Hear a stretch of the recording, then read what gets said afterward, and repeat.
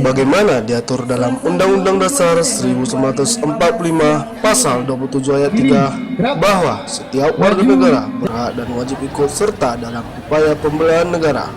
Maka pemerintah Kabupaten Aceh Tengah dan Forum Komunikasi Pimpinan Daerah menggelar upacara dalam rangka memperingati Hari Bela Negara Selasa 22 Desember pukul 9 pagi di halaman Sedekap Aceh Tengah.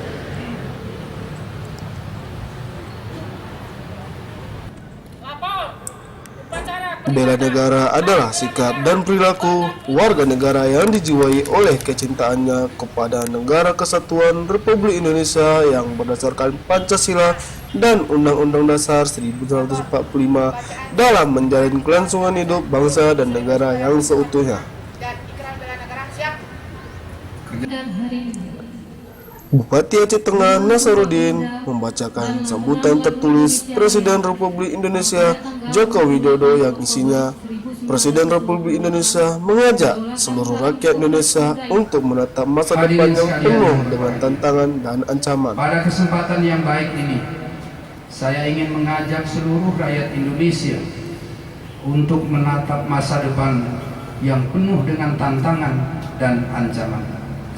Karena ancaman terhadap kedaulatan dan kelangsungan hidup negara di era globalisasi ini semakin kompleks dan bersifat multidimensi serta berada di semua aspek kehidupan seperti ideologi, politik, ekonomi, sosial budaya, teknologi informasi, pertahanan dan keamanan, keselamatan umum, serta legislasi.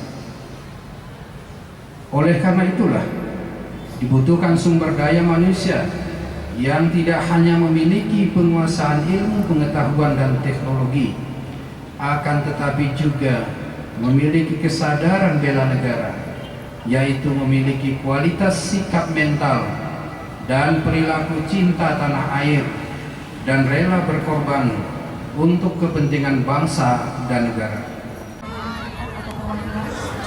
Tanggal 19 Desember merupakan Hari Bela Negara atau HBN untuk memperingati deklarasi pemerintahan darurat Republik Indonesia oleh Safruddin Prawira Negara di Sumatera Barat pada tahun 19 Desember 1948.